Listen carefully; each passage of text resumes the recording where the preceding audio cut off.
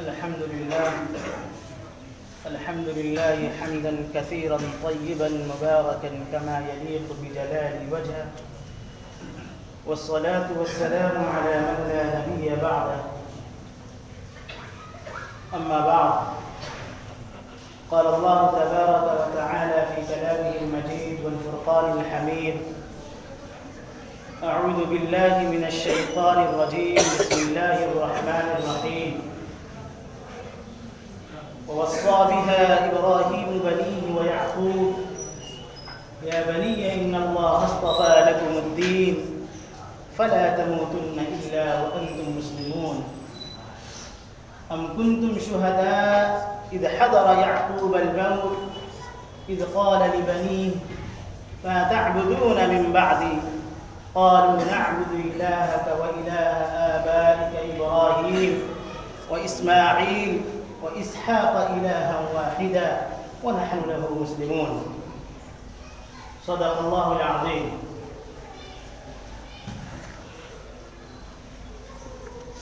میرے دینی اور ایمانی بھائی،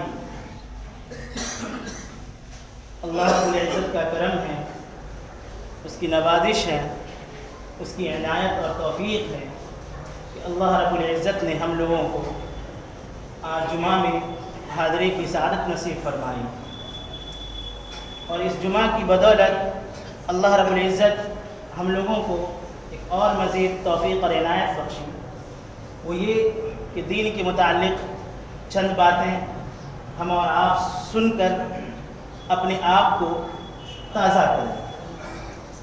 یہ اللہ تبارک و تعالیٰ کا کرم ہے میرے ساتھ بھی کہ اللہ رب العزت نے ہمیں موقع دیا کہ آپ کے بیچ کچھ بات رکھوں، اس لیے اللہ کا جتنا بھی شکر ادا کیا جائے کم ہے۔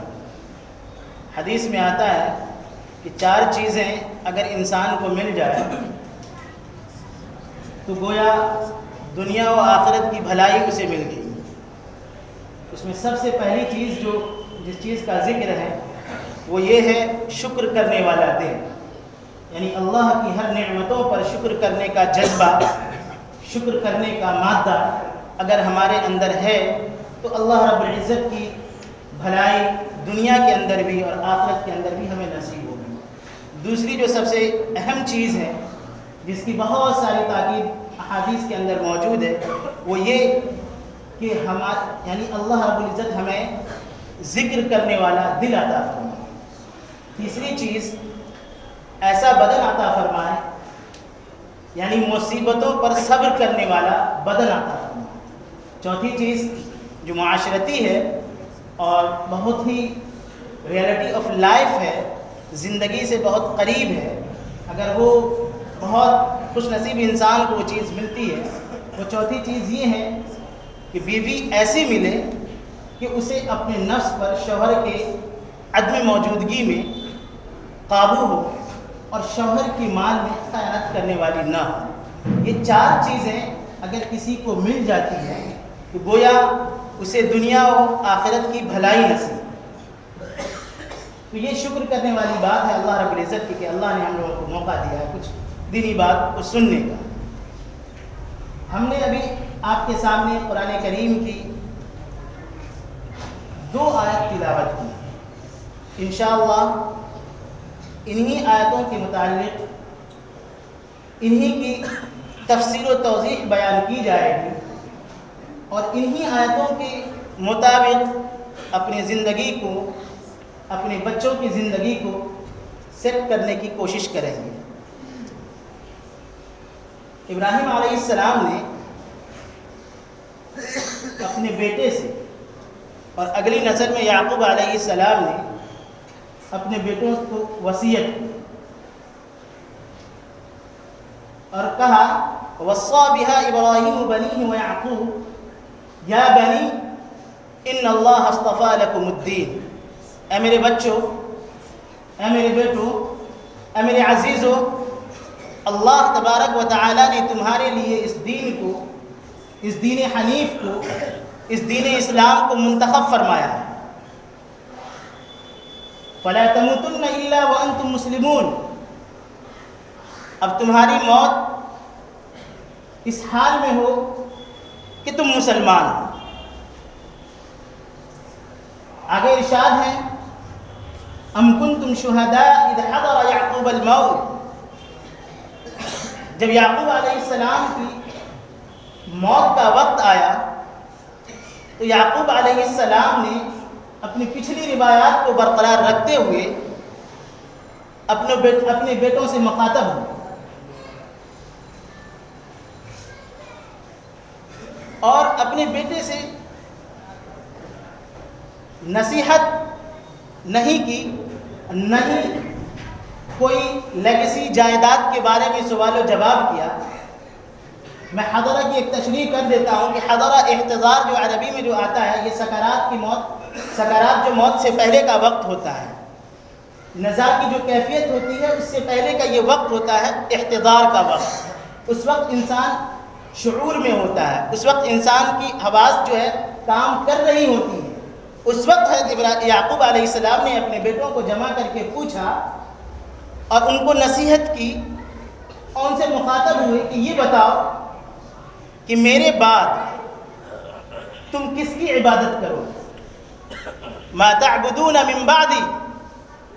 حضرت یعقوب علیہ السلام نے اپنے بیٹوں سے یہ نہیں کہا کہ فلاں چیز، فلاں جائیداد، فلاں کے معاملات دیگر یہ وہ، ان چیزوں کے بارے میں نہیں بات کی۔ انہوں نے ایک سوال کیا ما تعبدون من بعدی، ایک سوالیہ جملہ ہے کہ تم میرے بعد کس کی عبادت کرو گے؟ تم میرے بعد کس کو اپنا خالق و مالک مانو گے؟ تم میرے بعد کس کو اپنا معبود الہی مانو گے؟ تم میرے بعد کس کو خدا سمجھو گے؟ تم میرے بعد کس کے لیے نماز پڑھو گے؟ تم میرے بعد کس کے لیے قربانی دو گے؟ تم میرے بعد کس کے لیے حج کرو گے؟ یہ ایک سوالیہ جملہ ہے، ما تعبدون من بعدی۔ بیٹا کون ہے؟ بیٹا بھی نبی ہے، یوسف علیہ السلام، بنیامین علیہ السلام۔ یہ خاندان پورے کے پورے نبی ہیں، انبیاء والے خاندان ہیں۔ جواب کہا قالوا نعبد الہک و الہ آبائک، کہ ابا جان ہم اسی خدا اور معبود کی عبادت کریں گے، اسی الہ اور اسی اللہ، اسی واحد اللہ کی عبادت کریں گے جس کی عبادت ہمارے آباء و اجداد ابراہیم و اسماعیل اور اسحاق علیہ السلام کیا کرتے تھے۔ ہم اسی ایک خدا کی عبادت کریں گے اور ہم مسلمان رہیں گے، ہم اللہ کے ماننے والے رہیں گے۔ یہ ایک تاریخی جملہ ہے کہ تم کس کی عبادت کرو۔ آج ہمارے آپ کے لیے سوچنے کا لمحہ ہے، احتساب و تجزیہ کرنے کا موقع ہے کہ ہم اور آپ کس طریقے سے اپنی زندگی کو ڈھال رہے ہیں، کس طریقے سے اپنے آپ کو ایمان والا ہونے کا ثبوت دے رہے ہیں، کس طریقے سے ہم اپنے بچوں کی تربیت کر رہے ہیں، ہم اپنے بچوں کے اندر کن چیزوں کو منتقل کر رہے ہیں۔ یہ چیزیں آج ہمارے لیے احتساب کا موقع فراہم کرتا ہے۔ یہ قرآنی آیات یہ قصے کہانی کے طور پر نہیں بیان کیے جاتے ہیں، قرآنی آیات کی تفسیر و توضیح اس لیے نہیں بیان کی جاتی ہے کہ اس کو سن کر کے صرف اور صرف جو ہے رکھ لیا جائے، دل میں بسا لیا جائے۔ قرآنی آیات کی تشریح توضیح، احادیث کریمہ کی تشریح توضیح اس بات کے لیے ہوتی ہے کہ ہم اپنی زندگی کو قرآن کے مطابق ڈھالنے والے بن جائیں، ہم اپنی زندگی کو نبی اکرم صلی اللہ علیہ وسلم کے مطابق چلانے والے بن جائیں۔ آج جو ہماری امت کا یہ حال ہے، آج جو پورے ملک ہندوستان کا حال ہے، ایسے وقت میں اگر ہم نے اپنے ایمان اور اپنے عمل کی فکر نہیں کی تو یاد رکھیے کہ ہمارے بچے کس کی عبادت کر رہے ہیں، ہمارے بچے کس کی پوجا کر رہے ہیں، ہمارے بچے کس کو مان رہے ہیں، اس کی تمیز کرنے کی ہمیں توفیق نہیں رہے گی۔ اس لیے ہمیں اپنے ایمان کی، اپنے بچوں کے ایمان کی، اپنے گھر والوں کے ایمان کی فکر کرنے کی ضرورت ہے، اور یہ حق ہم پر کہیں زیادہ دیگر معاملوں میں جو ہے اہمیت بڑھ جاتی ہے۔ ہمارے اپنے بچوں کے، اپنے ماتحتوں کے دو حق ہوتے ہیں بنیادی طور پر۔ ایک تو حق جو ہوتا ہے وہ بنیادی اور مادی حقوق ہوتے ہیں، ان کے اخراجات کا مسئلہ ہوتا ہے، یہ چند لمحے کے لیے ہوتا ہے، یہ چند دنوں کے لیے ہوتا ہے، اس کی کاؤنٹنگ جو ہم قبر تک کرتے ہیں اس کے جو مادی ضروریات کو پوری کرنے کے لیے، لیکن ایک جو ضروری چیز ہوتی ہے وہ ایمانی ضروری ہوتی ہے، وہ ایمانی حق ہوتا ہے جس کو ہم پوری زندگی سے لے کر کے یعنی آخرت تک اس کی فکر ہماری بن جاتی ہے ذمہ داری، اور اسی کا اصل حساب ہوتا ہے، اسی پر ہمارا جو ایمان ہے، اسی پر ہمارا عقیدہ ہے، اسی کی ہم کو فکر کرنے کی دعوت دی جاتی ہے۔ اگر ان چیزوں کی طرف ہم نے توجہ نہیں دی تو پھر ہمارا آپ خسارے ہیں۔ آج حالات جس طریقے سے ملک کے ہیں، ایمان کے لٹورے ہمارے ارد گرد موجود ہیں، ان کی سازشیں کامیاب ہیں، وہ اپنے چال چل رہے ہیں اور ہم ان کے جو ہے اسیر ہوتے چلے جا رہے ہیں، ہم ان کے قید میں اور ان کے جو ہے دکھاوے میں اور ان کے بہلاوے اور پھسلاوے میں ہمارے بچے اور نوجوان جا رہے ہیں۔ اس لیے جا رہے ہیں کہ بنیادی طور پر ہمارے ایمان کے اندر کمزوری آ جائے۔ ان الذين قالوا ربنا الله ثم استقاموا تتنزل عليهم الملائكة الا تخافوا ولا تحزنوا وابشروا بالجنة التي كنتم توعدون۔ جو لوگ کہتے ہیں ربنا اللہ، ہمارا رب تو اللہ ہے، جن کو یقین ہے کہ ہمارا خدا اللہ ہے، جن کو یقین ہے کہ ہمارا پالنہار اللہ ہے، جن کو یقین ہے کہ ہمارا داتا اللہ ہے، جن کو یقین ہے کہ ہمیں اٹھنے کی طاقت اور ہمیں چلنے کی طاقت، ہمیں بولنے کی طاقت جو دے رہا ہے وہ اللہ کی ذات ہے۔ ثم استقاموا، پھر وہ اسی پر جمے رہتے ہیں۔ یہ استقامت یہ آسان کام نہیں ہے، استقامت ہر ایک کو نصیب نہیں ہوتی ہے۔ استقامت کے لیے بڑی محنت کرنی پڑتی ہے۔ صحابہ کرام کی زندگی کو دیکھیے، حضرت بلال حبشی رضی اللہ عنہ کی زندگی کو دیکھیے، استقامت کس کو کہتے ہیں۔ تپتی ہوئی دھوپ میں ان کو لٹا دیا گیا، ان کے ساتھ جتنے ظلم و بربریت کی جو طاقتیں ہوتی ہے ہر وہ چیز کیا گیا ان کے ساتھ، لیکن ان کے زبان پر ایک لفظ جاری تھا، وہ تھا احد، اللہ ایک ہے۔ ان کو ڈگمگانے کی کوشش کی گئی، ان کو ڈرایا دھمکایا گیا، لیکن کبھی بھی انہوں نے خدا کی وحدانیت سے انکار نہیں کیا۔ یہ استقامت ہماری زندگی میں اگر استقامت آتی ہے تو پھر اللہ کی بشارت ہمارے ساتھ آتی ہے، اللہ کی نصرت ہمارے ساتھ آتی ہے، اللہ کی تائید ہمارے ساتھ آتی ہے۔ ہم اگر اپنے بچوں کی اگر فکر کرتے ہیں تو اللہ رب العزت ہمیں اس کے بدلے بہت ساری خوشخبریاں دیں۔ یا ایھا الذین آمنوا قوا انفسکم واہلیکم نارا، اے ایمان والو اپنے آپ کو اور اپنے اہل و عیال کو جہنم کی آگ سے بچائیں۔ ہم کیسے جہنم کی آگ سے بچائیں گے؟ اس کے لیے دو ہی چیز آتی ہیں۔ پہلی چیز ایمان ہے۔ اگر ہمارا ایمان مضبوط ہے، اگر ہمارا عقیدہ مضبوط ہے، اگر ہم رب کہتے ہیں تو ربنا اللہ، اگر ہم کہتے ہیں کہ اللہ ہمارا خالق اور مالک ہے تو اس کو ایک جاننا ہوگا، یہ ایمان ہے۔ اگر کوئی شخص یہ کہتا ہے ہم اللہ کو ایک تو جانتے ہیں لیکن اللہ کی بتائی ہوئی باتوں پر ہم نہیں یقین کرتے، ہم قرآن کو تو قرآن اللہ کی کتاب سمجھتے ہیں لیکن قرآن کی بتائی ہوئی باتوں پر ہم عمل نہیں کرتے ہیں، ہم نبی کو نبی جانتے ہیں، رسول کو رسول سمجھتے ہیں لیکن رسول کی سنت کا مذاق اڑاتے ہیں، تو کیا وہ شخص ایمان والا ہوگا؟ یہ احتساب کرنے کا وقت ہم اور آپ نہ جانے ہنسی اور مذاق میں کب کتنے شرکیہ الفاظ کہہ جاتے ہیں، اس کا احساس نہیں ہے۔ ایمان اس کا نام نہیں ہے۔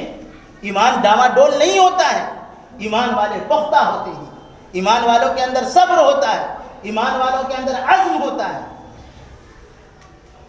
تب جا کر کے وہ جو اپنے بچوں کی تربیت کرتے ہیں۔ آج جب ہمارے بچے گھر سے نکلتے ہیں، کالج کی طرف جاتے ہیں، کمانے کے لیے جاتے ہیں، کہیں بھی جاتے ہیں، ہر ماں باپ کا دل دھڑکتا ہے، وہ نہ جانے کتنی کتنی پریشانیوں کو برداشت کرتے ہیں، ہر وقت اچھائی کی خبر سننے کے لیے بےتاب رہتے ہیں، کہیں سے اگر کوئی خرابی کی خبر آ جائے، کہیں سے کوئی پریشانی کی خبر آ جائے تو وہ بے چین ہو جائے، وہ صبر کرتے ہیں۔ یہ صبر استقامت کے زمرے میں آتا ہے۔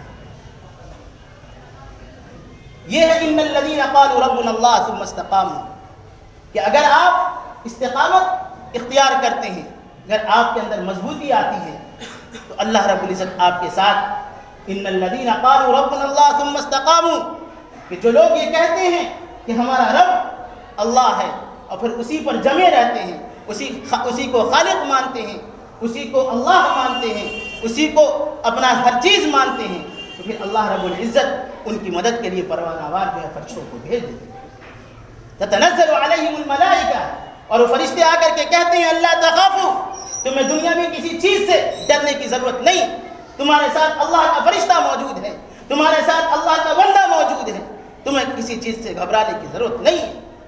ہمارے ایمان کا پھر کوئی سودا نہیں کر سکتا، پھر ہمارے یقین کا کوئی سودا نہیں کر سکتا۔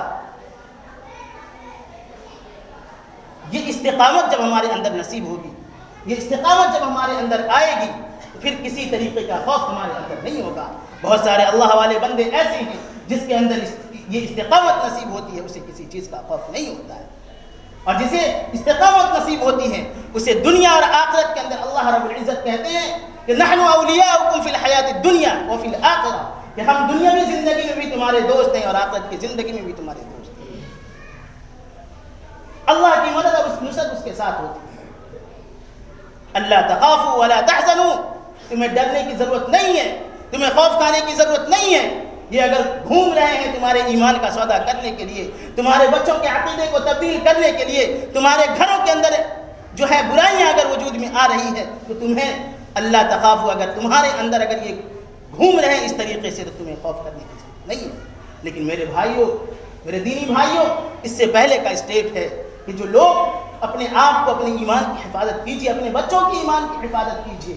جب ہمارے بچے ہمارے گھر سے کالج کی طرف رخ کرتے ہیں، کوچنگ سینٹر کی طرف رخ کرتے ہیں، تو کبھی تجزیہ لیجئے، ان سے پوچھئے کہ کیا پڑھ کے آئے ہو، کیا پڑھتے ہو۔ کبھی اس کوچنگ سینٹر کا بھی جائزہ لیجئے، کبھی اس کالج میں جائیے، کبھی اس اسکول میں جائیے، کہ پڑھنے کے نام پر کہیں اس کے ایمان کے ساتھ کھلواڑ تو نہیں کیا جا رہا، کہیں اس کے دین کے ساتھ کھلواڑ تو نہیں کیا جا رہا، کہیں اسے خدا اور رسول سے کہیں ہٹانے کی کوشش تو نہیں کی جا رہی ہے، کیونکہ یہ سازشیں تو پھیلی ہوئی ہیں۔ کتابیں اور نصاب آج ایسے تیار کیے جا رہے ہیں تاکہ ہمارے بچے، تاکہ قوم کے نونہال، تاکہ قوم کے مستقبل، تاکہ یہ نوجوان اس دین سے اور اس دین حنیف سے پھرتے چلے۔ یہ لگے ہوئے ہیں ہمارے پیچھے، ان کی سازشیں اور ان کی چالیں کامیاب ہو رہی ہیں، لیکن فکر کرنے کی ضرورت ہمیں ہے۔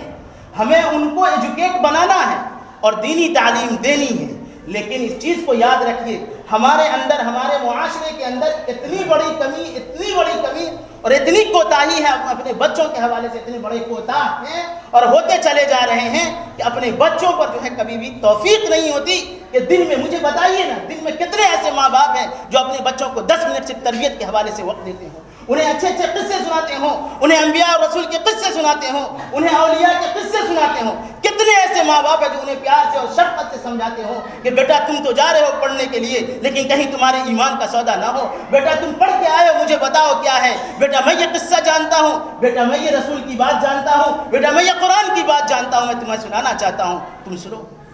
آج تربیت کے حوالے سے اتنی کمی اپنے بچوں کے اندر آئی ہے، اگر بچہ برائی کرتے ہوئے پکڑا جائے تو اسے ڈانٹتے ہیں، اسے مارتے ہیں اور پیٹتے ہیں، نتیجہ یہ ہے کہ پھر وہ مصر ہو جاتا ہے اسے کام کرنے کے لیے۔ ڈرا دھمکا کر کے ہم اور آپ اپنے بچوں کی تربیت نہیں کریں، محبت سے انہیں سمجھائیں گے، انہیں ان کے دین اور ایمان کا ہمیشہ محاسبہ کرتے رہیں گے، ان کے پیچھے لگے رہیں گے۔ بچوں کی تربیت کوئی آسان کام نہیں ہے، یہ جانوروں کے بچے نہیں ہیں، یہ انسان کے بچے ہیں جو پرورش کے ساتھ پلتے ہیں اور بڑھتے ہیں۔ ان کی تربیت اور پرورش اور پرداخت اگر صحیح طریقے سے نہیں کی جائے گی، ان کو اگر صحیح نہج میں ڈالا نہیں لایا جائے گا، تو یقین مانیے یہ لٹورے ہوں گے ایمان کے، یہ آپ کے دین کے ساتھ، آپ کے ایمان کے ساتھ، آپ کے قرآن اور حدیث کے ساتھ یہ مذاق اڑائیں گے۔ آج اللہ رب العزت نے بہت سارے لوگوں کو یہ دکھلایا ہے، آنکھیں کھول کر کے دیکھ لو کہ حق والے کون ہیں، مومن کون ہیں، کفر والے کون ہیں، جو اللہ کے نافرمان ہیں۔ آج لوگ مذاق اڑا رہے ہیں نبی کا، اڑانے دیجئے ان کو، اللہ رب العزت یہ موقع ہے، یہ ایسا وقت آ گیا کہ اللہ رب العزت برے لوگوں کو چھانٹ رہا ہے۔